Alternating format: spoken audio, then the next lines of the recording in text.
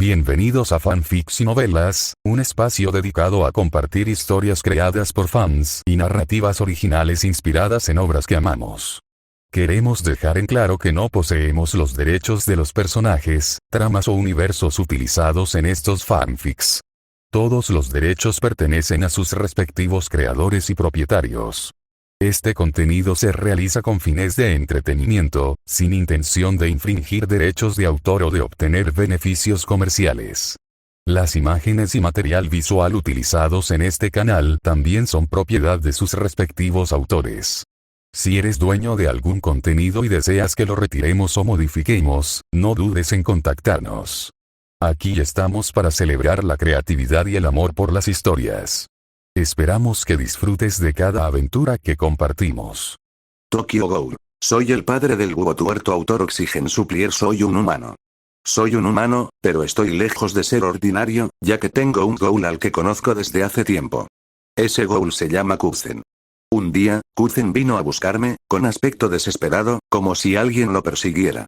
Y entonces, me entregó un bebé. Por favor, cuida de este niño. Disculpe, señor.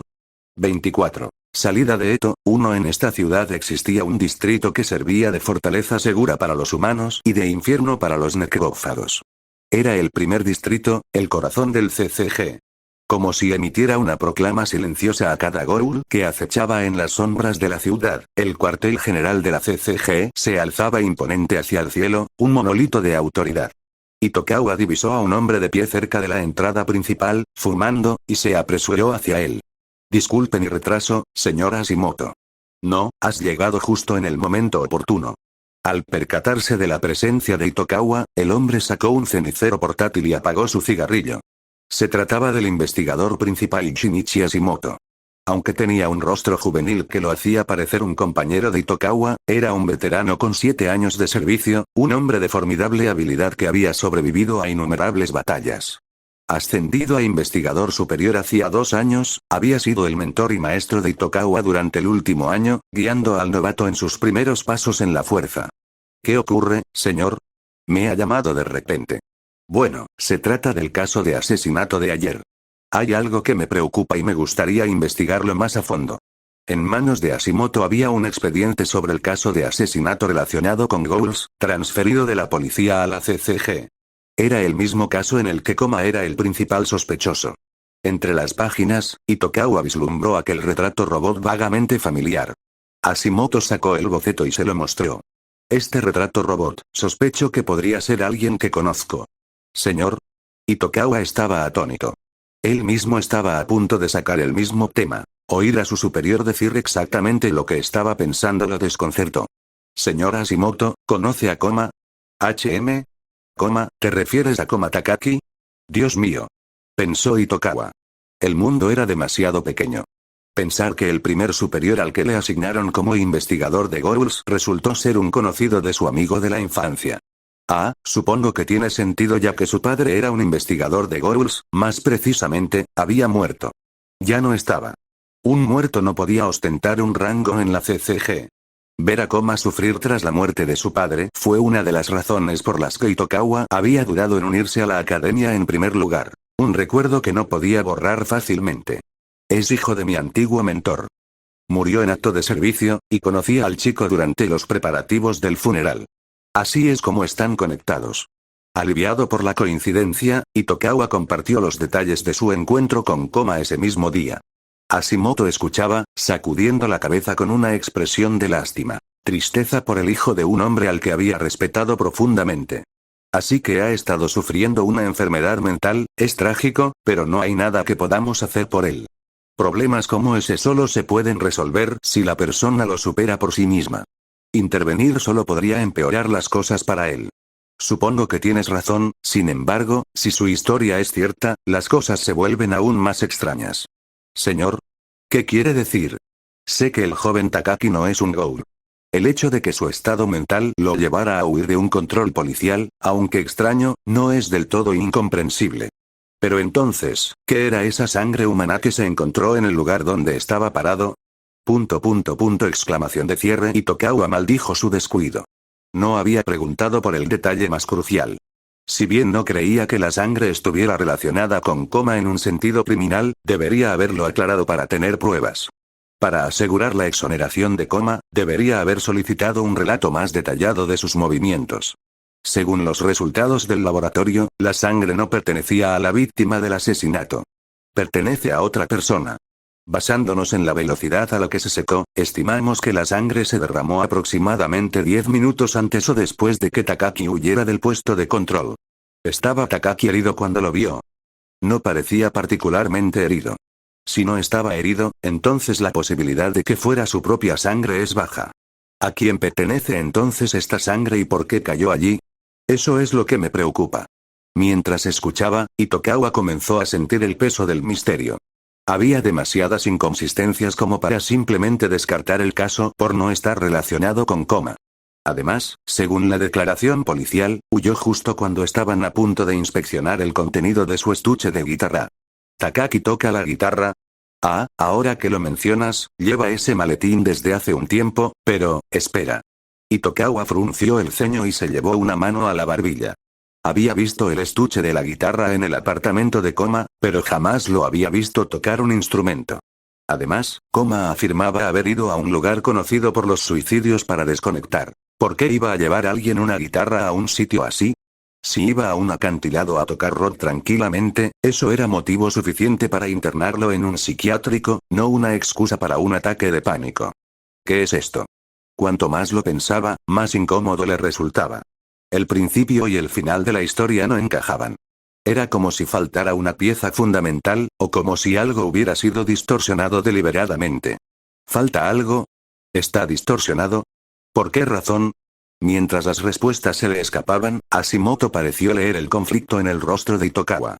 ¿Nos vamos? A casa del joven Takaki. Itokawa asintió. Tenía que confirmárselo a su amigo una vez más. ¿Qué demonios estás escondiendo? El lugar donde trabajo es una taberna llamada Inner Valley Brewers. Si tienen dudas sobre el significado del nombre, pregúntenle a la encargada. Según ella, es una metáfora de un bebida bomba, una mezcla de licores, pero como veo cadáveres con frecuencia, solo me evoca la imagen de una persona muriendo por una explosión en el estómago. Estoy segura de que el nombre de este local es, al menos en parte, responsable del empeoramiento de mi trastorno de pánico. La razón por la que estaba en una taberna a mediodía era que el local también funcionaba como restaurante. Al parecer, cuando abrió era exclusivamente un restaurante. Sin embargo, al gerente, que era de los que nunca se levantaban temprano, le resultaba demasiado engorroso abrir temprano y lo transformó en un pub. Sin embargo, la comida seguía siendo excelente, atrayendo a mucha gente a la hora del almuerzo. A pesar de la dudosa cordura del gerente, la calidad de las bebidas alcohólicas, los aperitivos y las comidas era lo suficientemente buena como para mantener una clientela fiel. Entre los clientes habituales estaba mi padre. Había sido compañero de clase de la gerente en el instituto. Aunque no bebía, se preocupaba de que me quedara sola en casa cuando era niña y a menudo me traía a comer allí, y así fue como conocí a la gerente. Tras el fallecimiento de mi padre, ella me acogió y me dio trabajo. Durante el día, ayudaba con las tareas del restaurante. Al anochecer, terminaba los preparativos de la taberna y le entregaba el turno al personal nocturno antes de irme a casa. Podría haber ganado más dinero trabajando de noche, pero eso significaría que Eto tendría que pasar la noche sola y encargarse de la cena por su cuenta. Era un límite que me negaba a cruzar. Yo, mejor que nadie, sabía lo solitario que era comer en silencio. Llegué a la tienda después de despedirme del señor Kuzen. Al abrir la puerta corrediza, vi a una mujer de unos 40 años que me miraba fijamente. Era de complexión robusta y tenía los ojos rasgados hacia arriba, lo que le daba un aspecto de mal genio permanente. Tokie Kazama.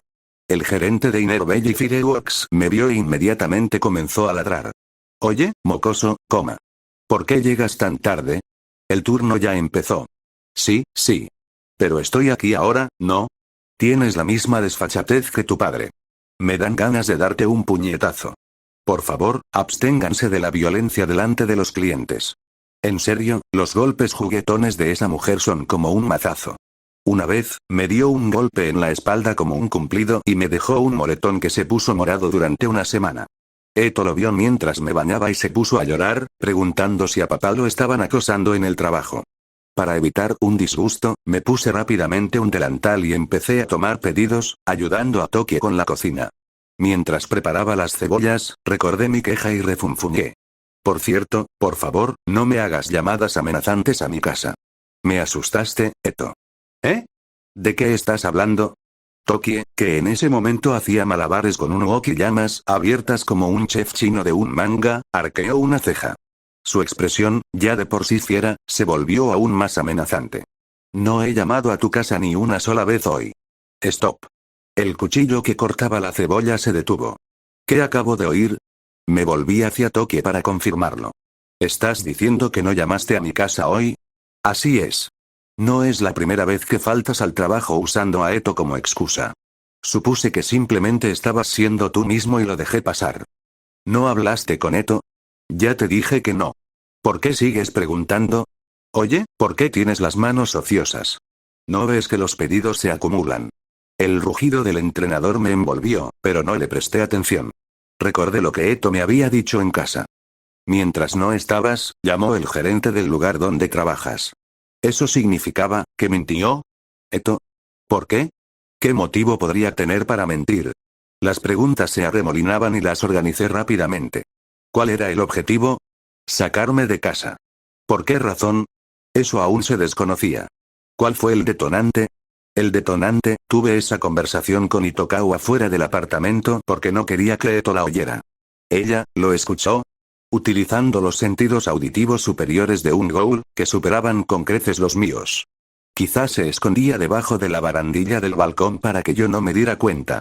Ella escuchó esa conversación. Ella lo escuchó todo. Snap. Coma. Ignorando el grito de Tokie, me quité el delantal de un tirón y salí corriendo de la tienda. Corrí. Volví sobre mis pasos, regresando por donde había venido. El camino que hacía poco me había parecido tan tranquilo, ahora se me hacía interminable. Vi mi edificio. Pulsé el botón del ascensor con fuerza. Los números bajaban demasiado despacio. No podía esperar. Corrí hacia las escaleras de emergencia. Primer piso, segundo, tercero, quinto. Irrumpí en el pasillo. Vi la placa con el nombre en la puerta. Agarré la manija y la giré. Eto. Antes incluso de poner un pie en el vestíbulo, grité su nombre y me lancé al apartamento. Y. Solo me recibió el silencio denso y opresivo de la casa. 25. Salida de Eto, 2. He hecho una pregunta. El primer pecado fue desobedecer a papá y escabullirme para escuchar a escondidas su conversación con su amigo. Al principio, no entendía muy bien de qué hablaban. ¿Ansiolíticos? ¿Ataques de pánico? Fueron palabras difíciles, pero una cosa era segura. Papá está enfermo. Sabía que intentaba no mostrarme su sufrimiento. Pero no tenía ni idea de la gravedad de la situación. La reacción del tío Itokawa me lo dijo todo. Su voz, una mezcla de confusión, tensión, preocupación e ira, era la de alguien que comprendía de verdad la condición de papá. Superaba con creces mi capacidad de comprensión habitual. Para un tipo que odia que lo molesten, estás desperdiciando tu juventud para criar a un niño, escuché claramente los murmullos del tío Itokawa. Sabía que no lo decía con mala intención. Era un suspiro de frustración, fruto de la preocupación. Pero no podía simplemente ignorarlo. Parafraseando las novelas que leo, esa voz se convirtió en una daga que me atravesó el corazón con precisión milimétrica. Ah, es por mi culpa. Porque él me está criando. Por mi culpa, papá se ha enfermado así. Ese fue mi segundo pecado. Estaba rompiendo a papá. Lentamente, gradualmente, tan sutilmente que quizás nunca me habría dado cuenta si alguien no lo hubiera dicho en voz alta. Fue mi culpa. Fue toda mi culpa. Aunque sabía que papá volvería arriba después de despedir a su amigo, me costaba controlar mi expresión. No, si me veía así, se daría cuenta. Solo le complicaría las cosas. Corrí al espejo y practiqué mi expresión y tono habituales. Funcionó mejor de lo esperado y logré que pasara sin levantar sospechas. Mi tercer pecado fue mentirle a papá para que fuera a trabajar. No podía quedarme de brazos cruzados. Tenía que hacer algo. No necesitaba la absolución de ser una niña que no debería sentir responsabilidades. Si hice sufrir a papá, entonces debía ser yo quien aliviara su carga. Así pues, decidí cometer mi cuarto pecado. Sabía que si papá se enteraba, un simple castigo no sería suficiente, pero aún así lo hice. Registré la habitación de papá. No tardé en encontrar el mapa que siempre llevaba consigo cuando salía de casa a escondidas al amanecer. Al extenderlo, vi marcas rojas en forma de X esparcidas por varios lugares. Eso fue todo. Los lugares que papá visitó por mí, los lugares de los que regresó con el espíritu destrozado. Los lugares donde residía la muerte, aquello que devoraba a papá vivo. Me puse la mochila que papá me había comprado para los picnics. Y por primera vez, salí al mundo sola, sin él. El tiempo era un lujo que no se podía permitir. Como mínimo, tenía que volver a casa antes de que papá terminara de trabajar. Mientras Coma se desplazaba en bicicleta, Eto no disponía de ese medio de transporte. Sus bienes ascendían a 4.670 yenes. Era una suma considerable para una niña de 5 años, pero Eto, que aún no comprendía del todo el valor del dinero, simplemente se llevaba todo lo que encontraba tras registrar la casa. En cuanto salió a la calle, la confusión la invadió. Era la primera vez que iba más allá del parque infantil sin papá, y una oleada de ansiedad la abrumó.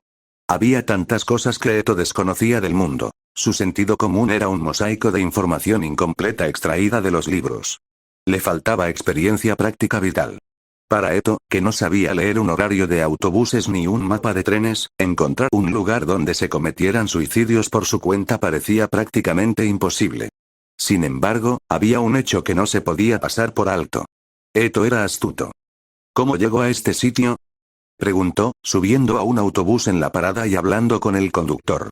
Ella no entendía de horarios ni de rutas, pero un profesional del sector sin duda sí. El conductor del autobús, que estaba a punto de arrancar, pareció desconcertado cuando un niño le tendió un mapa de repente, pero enseguida le ofreció una amable explicación. No sé por qué querrías ir a un sendero de montaña desierto, pero hay una parada de autobús justo al lado. Espera aquí y toma el autobús número 22. Y luego, memorizándose las instrucciones del conductor, subió al autobús número 22 que llegó 10 minutos después. Cuando el nuevo conductor le preguntó, ¿dónde están tus padres?, Eto, sin saber qué responder, simplemente se metió más adentro del autobús. Merodeaba por la parada como una depredadora al acecho. Pronto vio a una mujer con 2 niños subiendo al autobús número 22 y se coló detrás de ellos. La mujer pagó el billete de sus hijos, y Eto, sin apartarla, pagó el suyo inmediatamente después.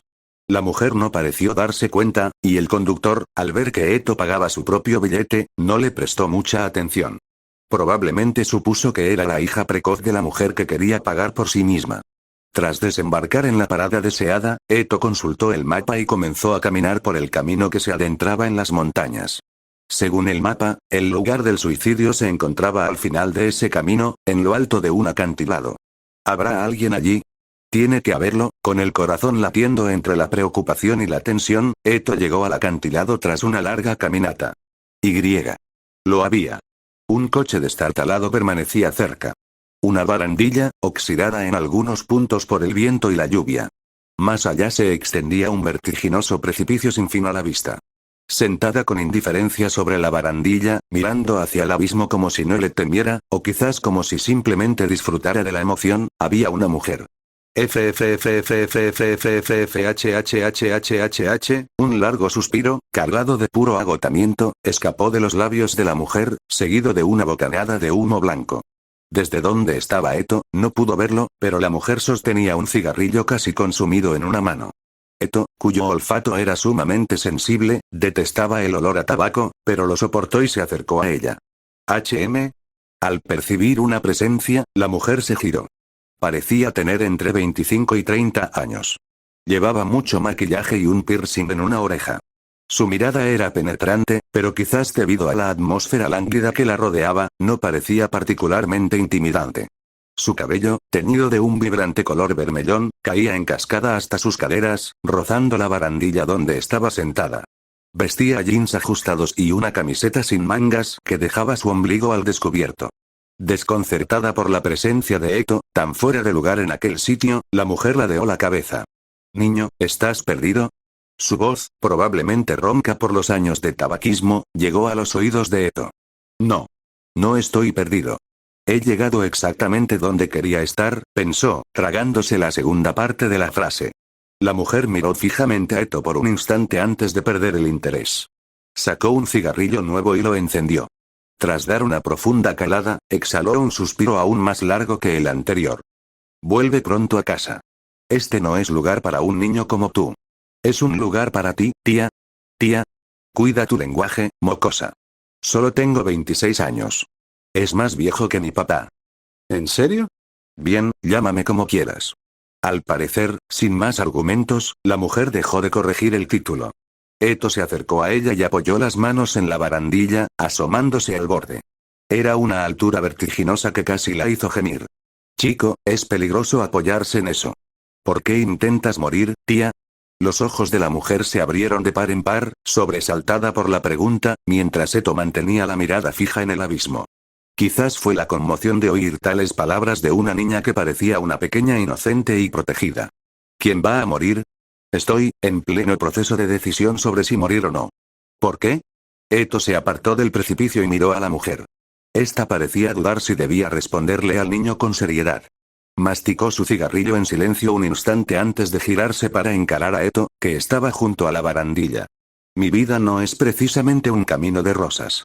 A veces pienso que sería mejor acabar con ella. Por eso vine buscando un lugar donde pudiera estar seguro del resultado, pero resulta que morir requiere más valor del que creía. Si te mueres, tía, ¿acaso no habrá nadie que se entristezca? ¿Quién sabe? Quizás algunos se entristecerían, pero aún así, la muerte de un ser humano es algo que simplemente sucede. No hay nada que hacer al respecto. El humo blanco se extendió durante un largo instante antes de desvanecerse en la nada. La mujer lo contempló con la mirada perdida, como si fuera una metáfora de la vida humana. Luego, volviendo a la realidad, se rascó la cabeza y murmuró para sí misma. No sé por qué le estoy contando todo esto a un mocoso como tú, en fin, ¿qué haces aquí? ¿Acaso viniste a morir también? No. Vine a verte morir, tía. ¿Qué? La mujer parpadeó, limpiándose la oreja como si no hubiera entendido lo que acababa de oír. Eto retrocedió unos pasos de la barandilla y la miró. ¿Debía decirlo? Tenía que hacerlo.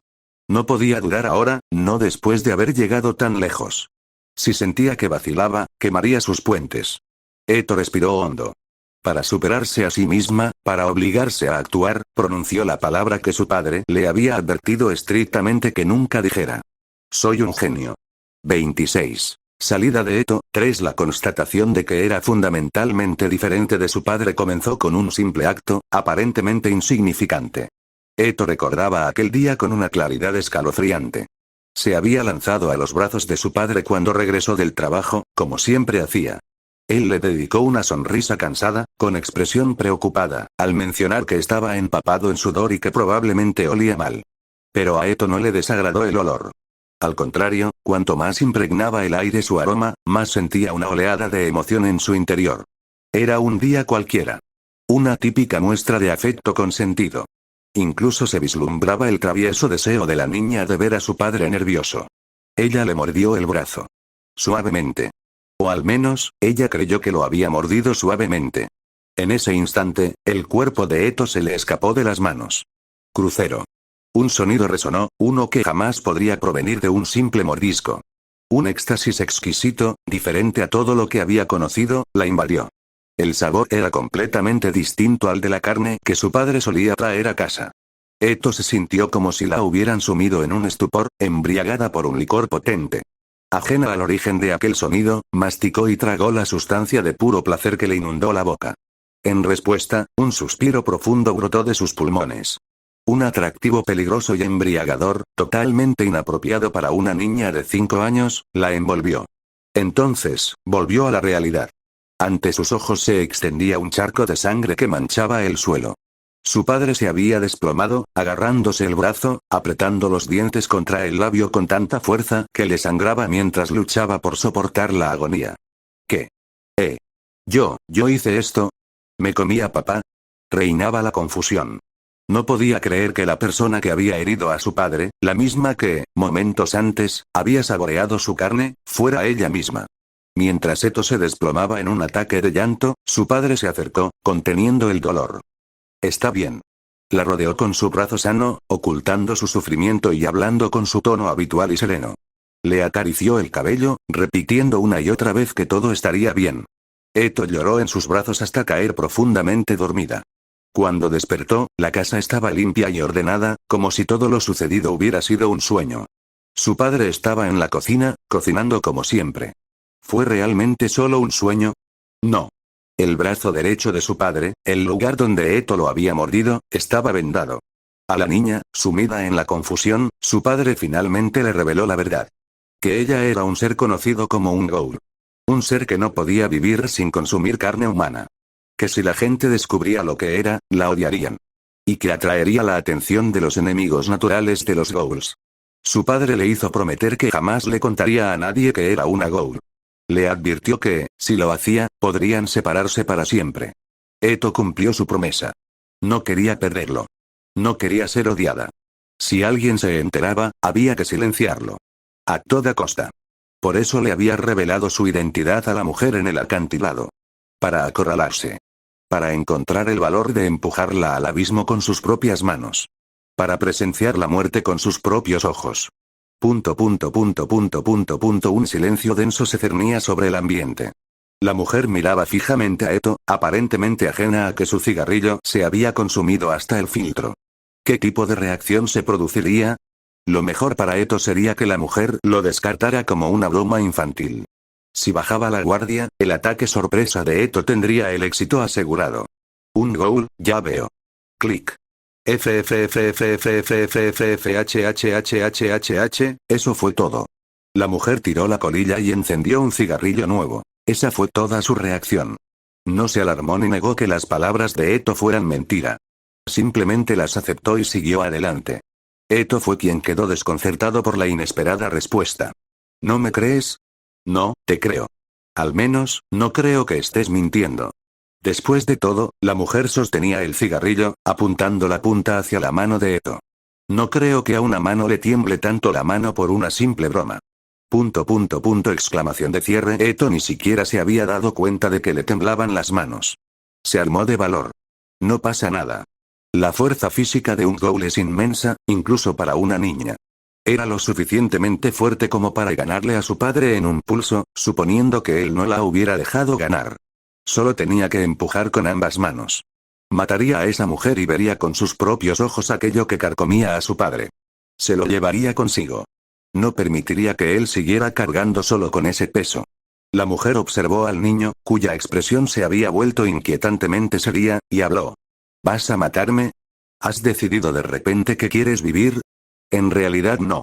No tengo el valor de quitarme la vida, así que si alguien más lo hace por mí, no tengo nada de qué quejarme.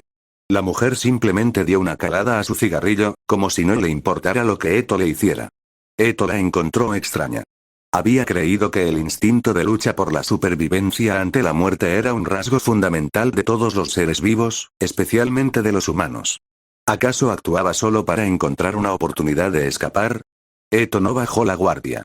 A pesar de todo, la mujer siguió hablando, como si simplemente quisiera charlar. ¿Pero por qué viniste sola? Incluso los ghouls tienen padres, ¿no? Mi padre es humano. Guau. ¿En serio? La mujer quedó muda de estupefacción, aparentemente más sorprendida por esto que por la revelación de que Eto era un ghoul. Tienes una historia increíble. Un humano criando a un ghoul, tu padre debe estar pasando por un infierno. Tema. Si esas palabras hubieran tenido como objetivo crear una oportunidad para escapar, lo habrían logrado. Pero incluso mientras Eto vacilaba, la mujer no hizo ningún intento por huir. Lo siento. Toqué un punto sensible, ¿verdad? En cambio, se disculpó, reconociendo su falta de tacto por haber molestado a la niña. Esa disculpa hizo que a Eto se le llenaran los ojos de lágrimas. Al ver esto, la mujer bajó de la barandilla y se acercó a ella. Hola. Eto adoptó instintivamente una postura defensiva, pero la mujer extendió la mano de todos modos, como si no le importara ser atacada. Su mano se posó sobre la cabeza de Eto, acariciándole el cabello. Al principio, Eto se mostró tensa, pero pronto se dejó llevar por el contacto. A diferencia de las manos delicadas de su padre, estas eran ásperas y toscas. Sin embargo, transmitían una sensación similar de afecto. Ya veo. Así que por eso viniste aquí solo. Porque tu padre es humano y tú eres un ghoul. Él te ha estado proporcionando comida todo este tiempo. Odiabas verlo sufrir por ello, ¿verdad? Eto asintió. ¿De verdad? Eres una hija obediente. Pero no puedo decir que sea una decisión acertada. No se puede comprender la crueldad del mundo en que vivimos con solo mirar un trozo de carne en la mesa. Hay que ir a un matadero y presenciar cómo matan y descuartizan a las vacas y los cerdos para darse cuenta de que nosotros también formamos parte de una naturaleza brutal. Pero eres demasiado joven para descubrir la crueldad del mundo. Eto se secó las lágrimas y miró a la mujer. Podía sentir una sincera preocupación en sus consejos, como si fuera la madre que nunca había conocido. Tus padres no querrían esto. Dejaría una herida en tu corazón inmaduro que jamás sanaría. No me importa. Eto no dio marcha atrás y dejó clara su postura. Papá está sufriendo las heridas que yo debería recibir. Su corazón está lleno de cicatrices. No quiero eso. Si algún día tengo que ser herida, lo seré ahora. No permitiré que se acumulen más cicatrices sobre las suyas. Eres valiente. Entonces, no hay nada que hacer. La mujer retiró la mano y se puso de pie, abriendo su paquete de cigarrillos. Solo queda uno. ¿Te importaría esperar a que termine este? Interrogación de cierre. Mientras Eto ladeaba la cabeza, la mujer encendió el cigarrillo y dio una profunda calada. Al ver cómo el humo se desvanecía en el aire, la mujer habló de repente. Yo aborté. Aborto provocado. Era una palabra que Eto desconocía. Pero por alguna razón, la voz de la mujer al pronunciarla sonaba terriblemente triste. Eso significa que aborté a un bebé. Antes era una persona muy problemática. Vivía una vida imprudente sin pensar en el futuro, y al final lo arruiné. Me quedé embarazada de un hombre al que ni siquiera conocía, y mis padres me obligaron a abortar. Me preguntaron cómo iba a poder criar a un bebé cuyo padre ni siquiera conocía. Pero sabes, desde el día en que borré a ese bebé, no he tenido un solo día de paz. Siento como si una parte de mi corazón se hubiera borrado con él. Cada vez que veo al hijo de otra persona, pienso en el bebé que destruí. Ese sentimiento nunca desapareció, ni siquiera después de todos estos años. Si no hubiera borrado a ese niño, ya tendría esta edad. Si aún estuviera vivo, habría crecido hasta esa edad, pensaba. Fue hace unos 5 o 6 años, así que si yo me hubiera convertido en la madre de ese niño, tendría exactamente tu edad. La mujer que miraba a Eto no lloraba. Pero a los ojos de Eto, parecía que sí. Como si hubiera llorado tanto, día tras día, que las lágrimas se le hubieran secado, dejando solo una tristeza invisible que corría por sus mejillas.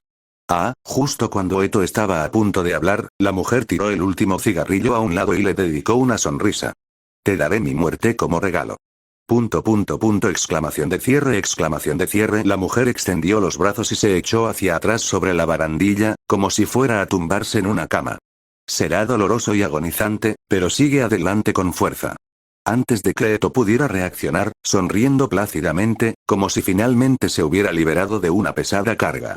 Desapareció bajo el borde del acantilado. 27. Salida de Eto, 4 corrí. Tal vez aún estuviera viva. Tal vez aún hubiera una forma de salvarla. Impulsado por ese único pensamiento, corrí hacia el sendero que llevaba a la base del acantilado. Tropecé varias veces, raspándome las rodillas y sufriendo raspones, pero no me importó. Me levanté rápidamente y seguí corriendo. Por favor, no te mueras. Quería hablar más con ella. Quería quedarme más tiempo. Lógicamente, era una idea absurda. Hasta hacía un momento, mi intención era matarla. Pero ahora, rezaba desesperadamente por su supervivencia. Recordaba su mano, áspera, pero innegablemente llena de afecto. A pesar de saber que había venido a quitarle la vida, me había mostrado amabilidad y me había ofrecido consejos sinceros. En ese breve instante, esta mujer sin nombre se había convertido en alguien a quien yo, al igual que papá, no quería ver morir. No mueras, no mueras, no mueras. Por favor, no mueras. Me desvié del camino y me adentré en el bosque. Aunque no había sendero, no dudé. Avancé con precisión infalible. Aún podía olerlo.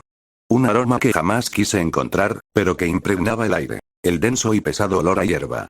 Finalmente llegué al lugar justo debajo del acantilado donde ella había caído. Uf. Reprimiendo el aliento que me quemaba la garganta, di un paso cauteloso hacia adelante. Ella estaba allí. La mujer. Pero, sombra. Las lágrimas me nublaron la vista. Me fallaron las piernas y me desplomé en el suelo del bosque.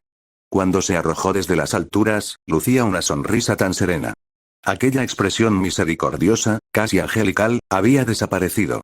Como una hermosa pintura arruinada por una mano malévola, su rostro estaba manchado por la grotesca realidad de la muerte. Su rostro era una ruina de huesos destrozados, fragmentos de cráneo dispersos y materia gris. Su cuerpo estaba retorcido en ángulos imposibles, probablemente tras haber golpeado las rocas afiladas varias veces durante el descenso. No podía creer que fuera la misma mujer con la que había estado hablando hacía apenas unos instantes. Parecía un objeto de utilería de una película de terror de bajo presupuesto. Jamás imaginé que un cuerpo humano pudiera quedar tan destrozado. ¡Uk! Una náusea violenta me invadió, resultado de un estrés psicológico que jamás había experimentado en mi corta vida. Ah, así que esto es. Esta es la muerte que está consumiendo a papá. Miedo, pavor, repugnancia, evasión, mareo, malestar. Una oleada de emociones me invadió y me desgarró el corazón como una bestia salvaje. Papá lo soportaba por mí. Por eso estaba enfermo. Tenía el corazón destrozado y las heridas supuraban. A medida que empecé a comprender la carga de papá, una nueva y más aterradora confusión se apoderó de mí. ¿Por qué? No podía entender por qué mi cuerpo recuperaba la compostura tan rápido. A pesar de las náuseas, mi estómago no rechazaba su contenido. El instinto de un ghoul me susurraba que aquello era natural. Mi parte humana solo veía Death, pero mi parte ghoul solo veía Food. El hecho de que pudiera ver la muerte de alguien que había sido amable conmigo como mero sustento fue la constatación más espantosa de todas. Fue la prueba definitiva de que yo era fundamentalmente diferente de papá, que en su mundo, yo no era más que un monstruo. Fue aterrador, angustioso e insoportablemente triste. Lloré desconsoladamente. Era una niña mucho más sensata que otras de mi edad, que rara vez lloraba a menos que ocurriera algo realmente terrible. Pero ahora, desahogué mi dolor en un grito que resonó entre los árboles. Las palabras de aquella mujer eran ciertas. Su muerte había dejado una cicatriz en mi corazón que jamás desaparecería. Papá. Papá. Papá. Lo llamé como una máquina averiada. Quería volver a casa. Quería que me abrazara. Quería hundir mi rostro en su pecho y dejar que protegiera este corazón herido. Quería oírle decir, está bien. Me alejé tambaleándome de aquel lugar, moviéndome como poseída. No recuerdo mucho de cómo llegué de vuelta al apartamento. Tengo un vago recuerdo de subirme a un autobús. La gente me miraba raro, una niña sola sin tutor en una parada apartada, y me hacían preguntas, pero no recuerdo haber respondido. Probablemente solo pagué el billete y me acurruqué en un asiento, inmóvil como una estatua. Fue una suerte que el conductor no me preguntara más y simplemente iniciara el trayecto. Cuando regresé a casa, ya era temprano por la noche y el sol acababa de ponerse. Papá debería haber vuelto hace mucho. Sabría que me había ido. Él va a regañarme. Caminé con paso pesado, temiendo la confrontación. Tenía todo el derecho a estar enojado. Me había marchado sin decir palabra y me quedé fuera hasta después del anochecer. Debía de estar muy preocupado. No me importaba que me regañara, pero me aterraban sus preguntas. No quería mentirle, pero decirle la verdad solo lo lastimaría más. ¿Qué se suponía que debía hacer? Mis pasos se hicieron más pesados a medida que me acercaba a nuestro edificio. Pero finalmente, el tiempo siguió su curso y llegué a la puerta principal. Interrogación de cierre. Incliné la cabeza mientras miraba nuestro apartamento. Las luces estaban apagadas. ¿Acaso papá no había llegado todavía? Si era así, esta era una oportunidad. Si entraba ahora y actuaba como si nada hubiera pasado, tal vez podría ocultarlo todo. Entré rápidamente en el ascensor. Necesitaba asearme y esconder mi ropa, rota y sucia antes de que llegara. Llegué a la puerta y agarré la manija. Creak, la puerta se abrió. Me di cuenta de que no la había cerrado con llave al salir. Me propuse tener más cuidado la próxima vez y entré. Stop. Me quedé paralizado antes de poder dar un paso completo. Mientras miraba fijamente la oscuridad del apartamento sin luz, mis hombros comenzaron a temblar. Era el sueño de la vida. El olor a sangre se extendía por la casa. Inmediatamente me vino a la mente la imagen del cadáver de la mujer, y mi rostro palideció. ¿Eh? Miré la placa en la puerta, preguntándome si había venido al apartamento equivocado. Claramente decía Komatakaki. ¿Pero qué era esto? La escena en el interior era completamente distinta a la casa que había dejado esa mañana. Las ventanas estaban destrozadas, las sillas rotas y nuestras pertenencias esparcidas por todas partes en un caos absoluto. Esto no parecía un simple robo. Había una perturbadora disonancia en los escombros. Parecía el resultado de una pelea. Y entonces, el olor a sangre flotaba en el aire. Al principio, mi confusión me impidió darme cuenta, pero este olor era diferente a cualquier otro. Era una fragancia que me cosquilleaba la nariz, que me atraía. Conocía ese olor. Era imposible confundirlo. Papá. Jadeé y entré corriendo a la casa sin siquiera quitarme los zapatos. Papá. Papá, ¿dónde estás? Papá. Grité, con la voz quebrándose mientras el pánico me invadía. Recorrí las habitaciones a toda prisa, buscándolo, pero no lo encontré por ninguna parte. Solo quedaba su sangre, esparcida por las paredes y el suelo. Papá. Papá.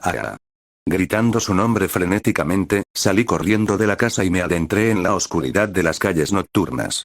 28. Crisis que pone en peligro la vida, uno cógelo, puy. Con una tos fuerte, el sabor metálico de la sangre me inundó la boca. Giré la cabeza y escupí. Un chorro de sangre espesa y oscura salpicó el suelo. Hola. Hola. Me apoyé contra la pared, intentando regular mi respiración. El entorno estaba silencioso. Por ahora, no había señales de que nadie me persiguiera. Sí. Sí, en el instante en que me permití un mínimo de alivio, las fuerzas me abandonaron las piernas y amenazaron con ceder. Reacciona, idiota. Si bajas la guardia ahora, todo habrá terminado. Step. Exclamación de cierre. Un leve sonido me provocó una punzada de tensión. Alguien se acercaba. ¿Sería él? Me mordí el labio reseco.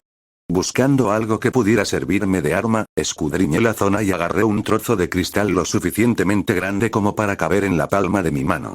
Me pregunto si Eto llegó a casa sano y salvo. Esperaba, si era posible, que se quedara fuera un poco más. Si veía el estado del apartamento, un desastre total, se preocuparía muchísimo. Sintiendo que se acercaba, recordé los sucesos de esa misma tarde. Eto. En cuanto me di cuenta de que Eto me había mentido, volví corriendo al apartamento, pero no la encontré por ningún lado. La busqué por todas partes, pero el resultado fue el mismo. El hecho de que faltaran su mochila de picnic y sus zapatos confirmó mis sospechas. Se había ido de casa. Maldita sea. Golpeé la pared con el puño, frustrado. Había sido demasiado descuidado. Había subestimado las capacidades físicas de un ghoul. Pensar que había escuchado toda la conversación. No, la introspección podía esperar. Primero tenía que encontrar a Eto. ¿A dónde habría ido? Si hubiera huido por la culpa, tal vez nunca la encontraría. Pero, esa chica tiene tendencia a comportarse con una madurez innecesaria. Si no fue la culpa lo que la impulsó tras escuchar esa conversación, sino un sentimiento de responsabilidad, corrí a mi habitación y abrí el cajón de golpe. Tal como temía, había desaparecido. El mapa que marcaba los puntos críticos de suicidio. Eto se lo había llevado. Ese pequeño tonto. No se trataba solo de huir. Había salido a buscarse su propia comida. Es cierto que, mientras fuera una ghoul, tarde o temprano tendría que experimentarlo. Podría llegar el día en que me ocurriera algo y ya no pudiera mantenerla. Pero eso sería demasiado pronto. Un cadáver no es lo mismo que los cortes de carne cuidadosamente empaquetados que Eto solía ver en la mesa. ¿Acaso se puede tragar un bistec tranquilamente mientras se observa cómo sacrifican brutalmente a una vaca? El impacto psicológico de un concepto abstracto de la muerte es completamente distinto a la realidad de enfrentarla. Eto era demasiado joven para mirar a la muerte a los ojos. No quería que se enfrentara a eso hasta que tuviera una mayor seguridad en sí misma y un espíritu más fuerte. Quizás no sea demasiado tarde. Salí corriendo de la casa para alcanzarla. Me sabía de memoria la ubicación general de los 7 lugares donde se solían cometer suicidios, pero el problema era cuál había elegido. Los 7 estaban demasiado lejos para llegar a pie. Siendo la chica lista que era, no se habría puesto a caminar sin más. Habría usado el transporte público. De ser así, cualquiera de los 7 lugares era una posibilidad. ¿Dónde? ¿A dónde iría? Tenía que encontrar una pista. En cuanto salí del edificio, empecé a abordar a los transeúntes, preguntándoles frenéticamente si habían visto a Eto. Si acababa de irse, alguien debía haberla visto. Al poco tiempo, encontré a alguien que había visto a una chica que coincidía con la descripción de Eto. Hace unos 20 minutos, estaba merodeando cerca de la parada de autobús. Observaba fijamente a todos los que subían al autobús. Basándome en el relato de una florista que la había visto regando las plantas, consulté los horarios de autobuses suponiendo que Eto había tomado uno. Descubrí que 3 autobuses específicos se dirigían hacia los lugares de suicidio que yo solía frecuentar en bicicleta. El autobús número 13 conducía al puente de acero que cruza el río. El autobús número 20 conducía a la casa abandonada en los barrios marginales.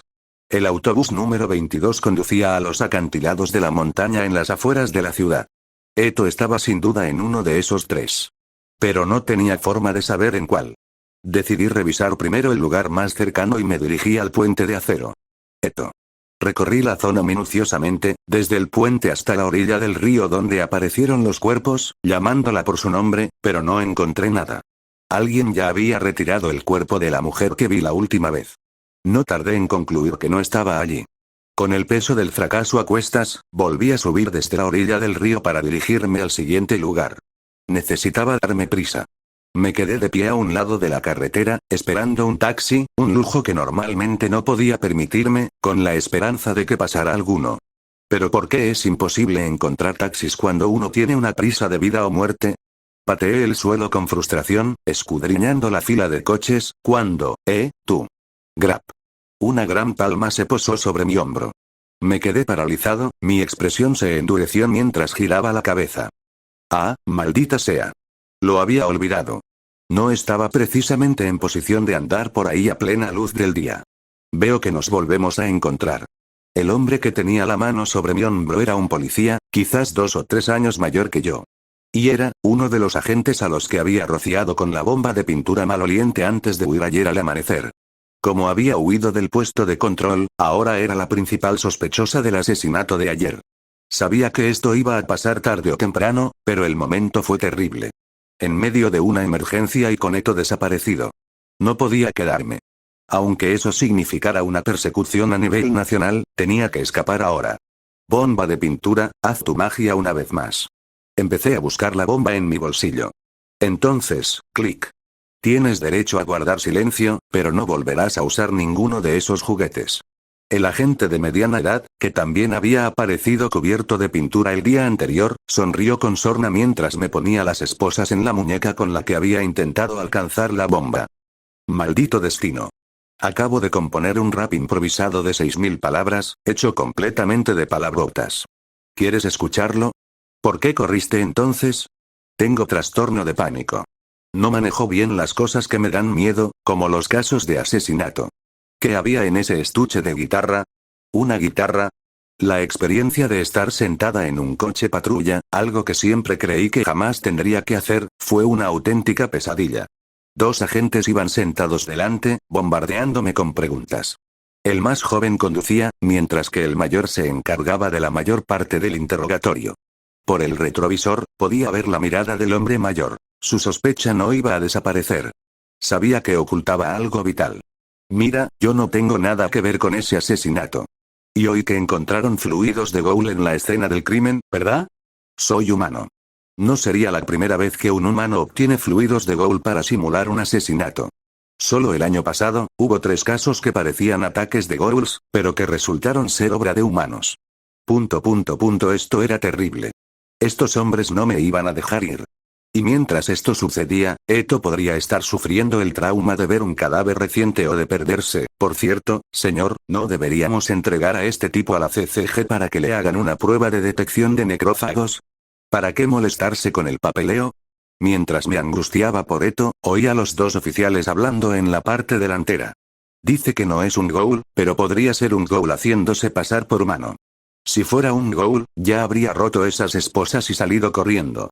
No te preocupes. Supongo que tienes razón, confía en mí en esto. ¿Really? Mientras escuchaba esa conversación, me invadió una sensación de inquietud. Su charla fue breve y sin mayor trascendencia. ¿Pero por qué? ¿Por qué me pareció tan extraño? Quizás solo fueran mis nervios, pero se me quedó grabado en la mente como una espina clavada. Necesitaba ponerlos a prueba. Necesitaba un tema para explorar esta extraña disonancia. Ya sabes, en este mundo no existe la certeza. Encogí los hombros, adoptando el tono más bajo y siniestro que pude. Vi cómo sus ojos se dirigían hacia mí en el espejo retrovisor, percibiendo mi repentina transformación. Dijiste que encontraron rastros de un ghoul, ¿no? Deberías haberlo dejado en manos de la CCG y no haberte metido. ¿Por qué andar metiendo las narices y acortando vuestras propias vidas? Clarín. Tiré de las esposas como si quisiera romperlas. Mostré los dientes como un depredador, con los ojos llenos de una mirada asesina. Una bestia, que una vez se ocultó bajo una piel humana, finalmente reveló su verdadera naturaleza. Os mataré a todos. ¡Bam!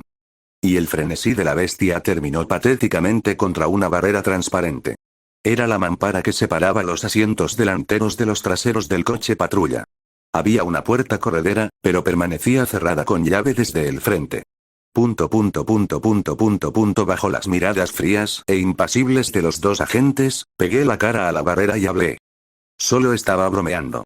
Añadir a la lista la obstrucción a la justicia y la intimidación. Maldita sea, código. Me dejé caer en el asiento, maldiciendo entre dientes. No era porque mi desesperada estrategia hubiera fracasado. Era porque había descubierto la fuente de la disonancia. El terror que me recorría la espalda me impedía mantenerme en pie. ¿Por qué está esto aquí? Al indagar en el origen del error, llegué a una única hipótesis. Y esa hipótesis sugería una conclusión que era absolutamente terrible para nuestra situación actual. Parecía imposible. Son policías. Son funcionarios públicos. De verdad era posible. Pero la duda se transformó rápidamente en una certeza aterradora. Saqué con cuidado el teléfono, asegurándome de que los agentes de la entrada no me vieran. Menos mal que lo había puesto en silencio cuando estaba extrayendo la carne. Fingiendo mirar por la ventana, moví los dedos rápidamente en la sombra del asiento. Tenía que entregar este mensaje a la persona cuya ayuda más necesitaba en esta situación. Señora Ashimoto, ¿no nos vamos ya? Bueno, hace tiempo que no visito al hijo de mi benefactor. No puedo irme con las manos vacías. Ven y ayúdame a elegir un regalo. No creo que a Koma le importe eso. Itokawa observaba con una mezcla de diversión y exasperación como su superior curioseaba en los grandes almacenes, alegando que se le había olvidado comprar un regalo de camino al apartamento de Koma. Bueno, esa sinceridad era una de las virtudes de su mentor, pensó. Bebep. HM. Recibí un mensaje de texto de Koma. Itokawa, que estaba a punto de sugerirle a Ashimoto un juego de manjú, abrió su teléfono sin pensarlo dos veces. Sos esperar. Los ojos de Itokawa se abrieron de par en par en cuanto vio el mensaje. Al principio, pensó que Koma estaba bromeando, pero al leer el texto siguiente, palideció. Señora Ashimoto. Itokawa gritó pidiendo ayuda a su superior. En la pantalla del teléfono que tenía en la mano, se mostraba el siguiente mensaje. Sos los ojos de los ojos son ojos. 29. Crisis que pone en peligro la vida. 2. ¿Es posible conocer con certeza el contenido de una caja antes de abrirla? Uno podría adivinarlo. Si la persona que sostiene la caja te dice que hay un juguete dentro, probablemente te imaginas un juguete. Pero ¿y si fuera otra cosa? ¿Y si, a pesar de la promesa de un juguete, la caja contuviera una serpiente venenosa capaz de matar a una persona de un solo mordisco? La naturaleza humana es como una caja sin abrir. Hasta que no te enfrentes a lo que hay dentro, poco puedes hacer más que agitarla o escuchar los sonidos que emite. Meras predicciones. Sin embargo, hay quienes pueden discernir el contenido de una caja sin siquiera abrirla. Que posean poderes sobrenaturales o que sean simplemente magos que emplean un ingenioso truco es irrelevante. El hecho es que tienen una forma de verificar lo que hay dentro. El señor Itokawa no es necesariamente una mala persona, pero por alguna razón, tiene un olor repugnante. Recuerdo las palabras de Eto. La razón por la que desconfiaba de Itokawa era que había percibido el leve y persistente olor a sangre de pariente que emanaba de él. Los ghouls poseen sentidos físicos muy superiores a los de los humanos, y entre ellos, el olfato desempeña el papel más vital. Existe un olor distintivo que solo los ghouls pueden percibir. Aparte del Kakugan, el sentido más crucial para identificar a los de su propia especie es el olfato. Para distinguir a los parientes de las presas, cuando ambos parecen idénticos, un olfato sensible era una herramienta de supervivencia indispensable para un ghoul. Ahora, volvamos al presente. Imagina que te encuentras con un desconocido en la calle. Ese desconocido te dice que dentro de la caja hay personas, como tú. Pero no tengo forma de comprobarlo. No puedo saber con certeza si realmente hay un humano dentro de la caja o un monstruo que los devora. No puedo creer del todo en ninguna de las dos posibilidades, ni puedo disipar por completo mis sospechas. Es natural sentir ansiedad. Es natural imaginar el peor escenario posible y prepararse para él. Sin embargo, había alguien aquí que no mostró tal reacción. Si son policías, es imposible que desconozcan a los ghouls. La mayoría de los asesinatos recientes en esta ciudad se han relacionado con ellos. Aparte de los investigadores de la CCG, los policías son los profesionales con más probabilidades de encontrarse con un ghoul. Por consiguiente, reciben formación básica sobre contramedidas y protocolos para enfrentarlos. Mientras exista la posibilidad de que yo sea un ghoul, jamás se conformarían con unas simples esposas. Deberían saber que un ghoul podría romperlas en un instante. Mientras no pudieran verificar el contenido de la caja etiquetada como yo, jamás me dejarían solo en el asiento trasero. Un ghoul podría arrancarles la garganta a 2 agentes por la espalda antes de que se dieran cuenta de lo que les había pasado. Sin embargo, el trato que recibí carecía por completo de esa precaución. Era como si la posibilidad de que yo fuera un ghoul ni siquiera se les hubiera pasado por la cabeza. ¿Y si es un ghoul que se hace pasar por humano? Esa era la respuesta habitual. Eso era lo que había preguntado el oficial más joven. Entonces habría roto esas esposas y se habría escapado hace mucho tiempo. No te preocupes. Palabras y acciones que ignoraban por completo el riesgo letal que yo podía representar. Esta era la fuente de la disonancia cognitiva que sentía. La policía ya habría transferido la jurisdicción de este caso a la CCG, sospechando la participación de los ghouls. En tal situación, ¿qué fundamento podría tener este hombre para estar tan seguro de que el sospechoso que acababa de detener no era un ghoul? Para confirmar mis sospechas, decidí fingir ser un ghoul enloquecido. Observé a los 2 oficiales por el espejo retrovisor. El oficial más joven se puso tenso, su rostro ensombrecido por la ansiedad de espera. ¿Es realmente un ghoul? El oficial de mediana edad, sin embargo, se limitó a esbozar una sonrisa burlona, como si se mofara de mi patética actuación. ¿Qué clase de espectáculo está intentando montar? Parecía decir su expresión. Entonces, lo tuve claro. Este hombre de mediana edad sabía que yo no era un ghoul. Si no se puede verificar el contenido de una caja, uno debería albergar al menos una pizca de duda. Sin embargo, sin la más mínima investigación, allí mismo, en el lugar donde me detuvo, este hombre me reconoció por lo que era. Gira a la izquierda ahí arriba. ¿Eh? Señor. Tenemos que volver a la estación. Es la dirección completamente opuesta, hay un lugar al que necesito ir un momento. Traicionero. Un sudor frío me recorrió la cara. El corazón me latía con fuerza mientras escuchaba a los 2 agentes hablar de que no nos dirigíamos a la comisaría. Todo podría ser un malentendido. Quizás este policía de mediana edad simplemente tenía una intuición increíble. Quizás quería parar en otro sitio para comer algo rápido porque se había saltado el almuerzo. Jaja, una risa vacía se me escapó al recordar mis propias ilusiones desesperadamente optimistas. Soy humano. No tengo forma de saber qué hay dentro de la caja. Pero incluso sin abrirla, puedo predecir su contenido. Agitándola o escuchando los sonidos que hay dentro. Y lo escuché. El rugido del monstruo retorciéndose dentro de la caja.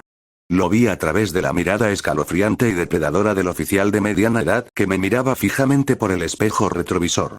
Piénsalo. Esa mirada en sus ojos. Ya la he visto antes. Hace muy poco. Aún ahora, las vendas de mi brazo derecho me palpitaban de dolor. La marca donde ese niño me había mordido. Recuerda la mirada en sus ojos mientras me desgarraba la carne. Ese es el amor de un produro que se encuentra en Fed. ¿Qué ocurre? ¿Por qué te ríes? El oficial más joven preguntó, mirándome con preocupación mientras mi rostro palidecía a pesar de la risa que se escapaba de mis labios. Murmuré una excusa vaga y miré por la ventana. La cantidad de gente en las calles disminuía. Podía sentir que el coche se dirigía hacia una zona más apartada. Era ominoso. Solo los pensamientos más oscuros inundaban mi mente, amenazando con provocar un ataque de pánico. Exclamación de apertura, exclamación de cierre. En ese instante, la pantalla del teléfono que sostenía en mi mano se iluminó con una respuesta de Itokawa. El tenue resplandor del teléfono me pareció el halo de un Buda que emerge de las profundidades del infierno. Bajé la mirada disimuladamente para leer el mensaje. ¿Dónde estás? Mis dedos se movían silenciosamente por la pantalla. Dentro de un coche patrulla. Destino desconocido. ¿Estás seguro? ¿De que el policía es un ghoul? 90%. ¿Por qué un policía sería un ghoul? ¿Y por qué demonios te ha atrapado uno? ¿Cómo voy a saberlo? Me encontré justo ayer con el policía. Me arrestó como sospechoso en el caso. Transcurrió 1 o 2 minutos antes de que llegara la respuesta de Itokawa. No te arrestó simplemente porque está interpretando el papel de un agente de la justicia, ¿verdad? Si ese fuera el caso, sería sospechoso que no nos dirigiéramos directamente a la estación. Esta vez hubo un intervalo de 3 minutos. Su objetivo no está claro. No hagas nada imprudente, ya que desconocemos sus intenciones. Si se da cuenta de que su identidad está comprometida, quién sabe de qué será capaz. Por desesperación sentí una punzada de duda. Esas no parecían las palabras que saldrían de la cabeza de Itokawa. ¿Había alguien más con él? En fin, avísame si ves algún edificio emblemático cerca.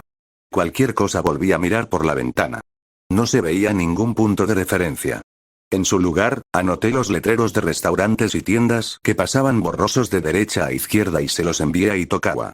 Al cabo de 1 minuto o 2, llegó la respuesta. Intentaré localizarte basándome en esto. Ponte en contacto conmigo inmediatamente si descubres algo más. Y hagas lo que hagas, no lo provoques. Recuérdalo. Ese fue el último mensaje de Itokawa. ¿No provocarlo? Aunque quisiera seguir ese consejo, ¿qué es esto? ¿Tu amigo es una especie de investigador de necrófagos? El teléfono ya no estaba en mi mano. En el instante en que terminé de leer el último mensaje de Itokawa, la mano del oficial de mediana edad se lanzó a través del hueco como un rayo, arrebatándome el dispositivo. La mampara que había estado cerrada ahora estaba completamente abierta. Maldita sea. Vio los mensajes. Sabía que lo tenía en la mira. El agente más joven, que seguía al volante, miró a su compañero mientras el hombre mayor inspeccionaba el teléfono robado. Señor. ¿Qué ocurre? Estaba hablando con un conocido. Dijo que la policía son unos ghouls. ¿Qué? Ja ja ja. Bueno, esa es buena. ¿Este chico está perdiendo la cabeza? Señor, hemos trabajado juntos durante años. No hay manera de que no supieras y usted fuera un ghoul. Tienes razón. Llevamos juntos bastante tiempo. Por eso, lamento mucho que tenga que terminar así. Señor. El oficial más joven parpadeó, sin comprender el significado de las palabras. Paagan. Con un estruendo, la mampara que estaba detrás del oficial más joven se hizo añicos. Junto con ella, la cabeza del oficial que apenas un segundo antes estaba vivo y hablando. Fue solo un instante, pero el tiempo pareció congelarse. La imagen del asiento del conductor donde debería haber estado la cabeza del oficial más joven, la imagen del oficial de mediana edad sacudiendo la cabeza con un suspiro como si estuviera realmente decepcionado, todo quedó grabado en mi mente a cámara lenta. De entre todos los humanos que podía recoger, tuve que elegir a uno con una intuición tan innecesariamente aguda. Elegí a la presa equivocada. La voz lastimera del oficial ni siquiera llegó a mis oídos. Al ver sus ojos a través del espejo retrovisor, ahora transformados en el negro y carmesí del Kakugan, solo quedaba un pensamiento en mi mente. Estoy muerto. PSHHHHHKKK. Un chorro de sangre, brillante y macabro, brotó del cuello decapitado del joven oficial como una fuente. Sus brazos se soltaron del volante. Tras perder a su conductor, el coche patrulla comenzó a zigzaguear violentamente, precipitándose hacia el corazón del caos. 30. Crisis que pone en peligro la vida. 3. Una violenta oleada de vértigo me invadió. No sabría decir si fue el resultado de la repentina metamorfosis del coche patrulla en una montaña rusa de acero retorcido, o si la visión del cadáver que tenía delante finalmente me había provocado un ataque de pánico en toda regla. Pero no podía permitirme el lujo de derrumbarme. Incluso mientras el mundo giraba en una imagen borrosa y vertiginosa, me obligué a abrir los ojos, negándome a sucumbir. Reacciona. Un monstruo letal estaba a menos de 1 metro. A menos que lograra abrirme paso a duras penas hacia una mínima posibilidad de supervivencia, mi vida terminaría en el instante en que este caos se calmara. El vehículo zigzagueaba erráticamente, deslizándose por el asfalto como una serpiente herida. Una sola piedrecita en la carretera podría volcarnos o, peor aún, lanzarnos contra la acera llena de peatones. La velocidad estaba llegando a un punto crítico. El oficial más joven, ahora poco más que un torso sin cabeza, se desplomó hacia adelante, su peso presionando el acelerador contra el suelo. La velocidad no haría más que aumentar. Entre la presión del aire y el chasis destrozado, las puertas no se moverían, e intentar atravesar una ventana rota a esa velocidad era un suicidio. En el asiento de enfrente, el oficial de mediana edad, no, el ghoul con piel de policía, simplemente suspiró. No hizo ningún intento por intervenir en la trayectoria de nuestro tren desbocado. ¿Sería la confianza propia de su especie? El saber que la densidad física de un ghoul era lo suficientemente alta como para salir ileso de una colisión a alta velocidad. No mostró remordimiento alguno por el socio menor al que había asesinado personalmente tras años de trabajar codo con codo. Quizás simplemente estaba calculando cómo salir de aquel embrollo. Pensar. Pensar. ¿Hay alguna salida? ¿Un camino hacia la supervivencia? Lo veo. Me lancé hacia adelante, sacando la parte superior de mi cuerpo del asiento. Me apretujé en el estrecho espacio entre el techo del coche y los restos decapitados del oficial, ignorando el chorro carmesí que me empapó mientras intentaba alcanzar el volante con las manos atadas. Exclamación de cierre. El ghoul observaba mis movimientos erráticos con los ojos muy abiertos y asustado. No reaccionó de inmediato, tal vez por confusión, o tal vez por la arrogancia de creer que nada de lo que yo hiciera podría amenazarlo. Esa arrogancia me dio la oportunidad que necesitaba. Agarré el volante con fuerza y lo giré con todas mis fuerzas. Screech. El chirrido de los neumáticos contra el pavimento me taladraba los tímpanos, un aullido metálico que me destrozaba el cerebro. Me aferré al volante como si fuera mi salvavidas, luchando contra la fuerza centrífuga que amenazaba con lanzarme contra el cristal.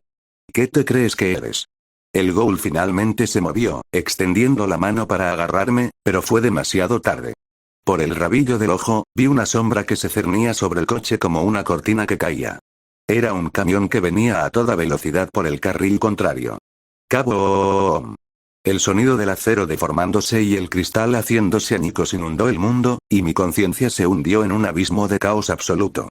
Un murmullo sordo y lejano. Recuperé la consciencia a duras penas entre la densa niebla. Me dolía la cabeza con un pulso rítmico y la bilis me subía por la garganta, amenazando con desbordarse. La visión se me nubló, blanca y borrosa, como si una espesa niebla se hubiera posado tras mis párpados. Por un instante aterrador, temí haberme quedado ciego. Los murmullos se hicieron más fuertes.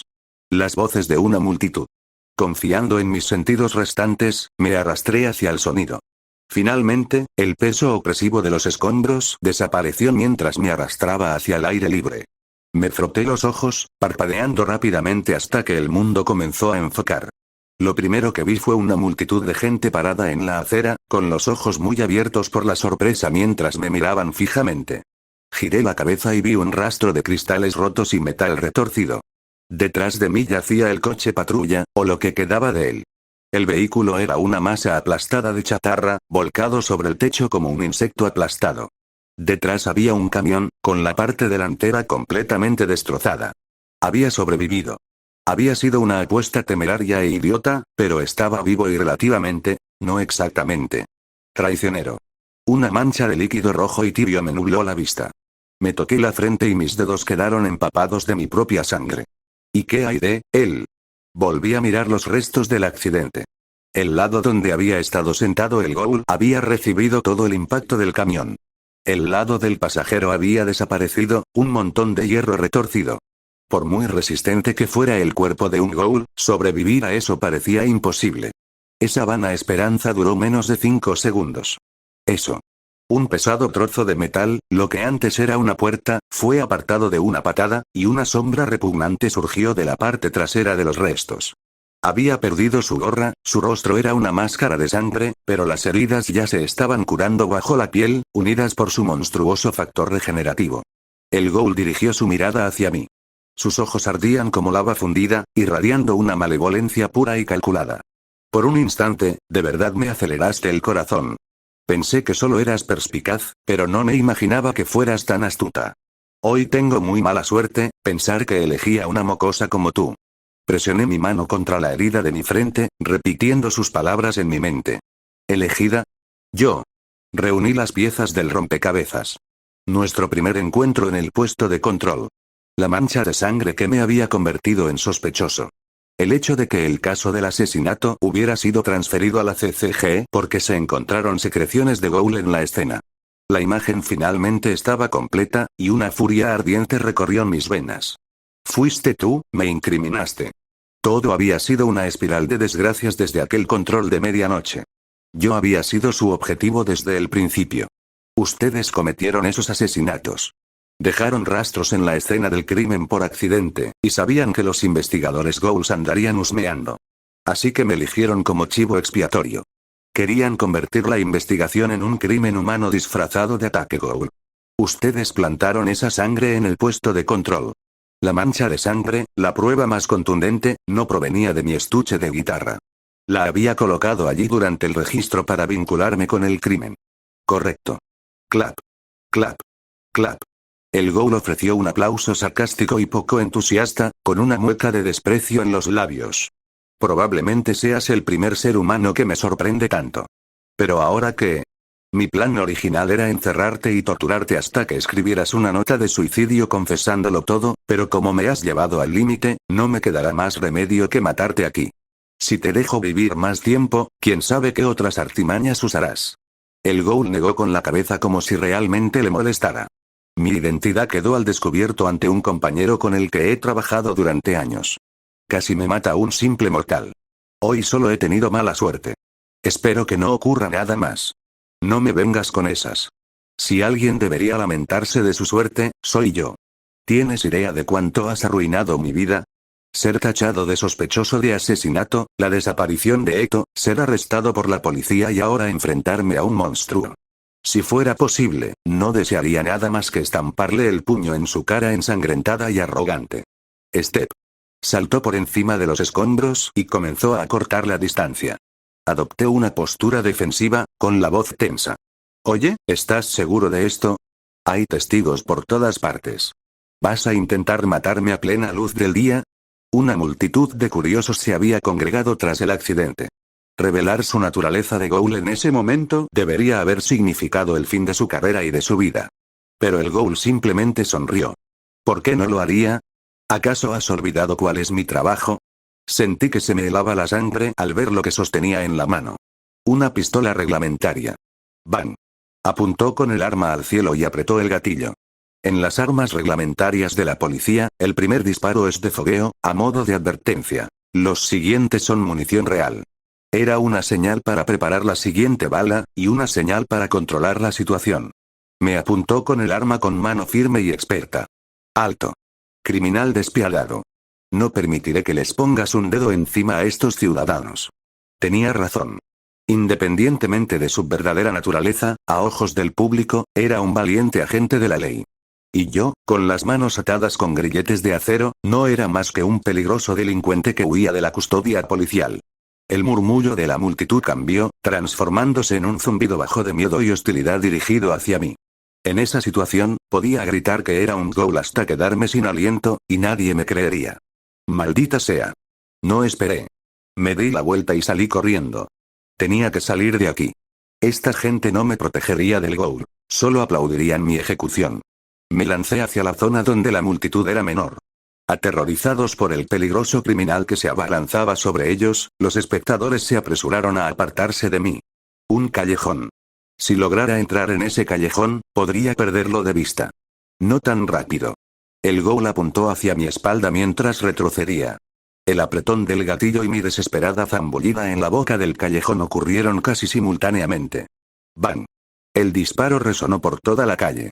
Coma se lanzó hacia adelante, pero su sincronización era intrínsecamente defectuosa. Ningún ser humano puede superar la velocidad de una bala. El Ghoul, observando a su objetivo, bajó lentamente la pistola humeante. Chasqueó la lengua y se quedó mirando la entrada del callejón por donde Coma había desaparecido. La bala, que debería haber atravesado la columna vertebral de Coma, fue desviada por un pesado cartel de acero que se encontraba a la entrada del callejón. Coma había desaparecido, engullido por las sombras del estrecho pasaje. El Ghoul dejó escapar un suspiro cansado y frustrado. Hoy tengo muy mala suerte.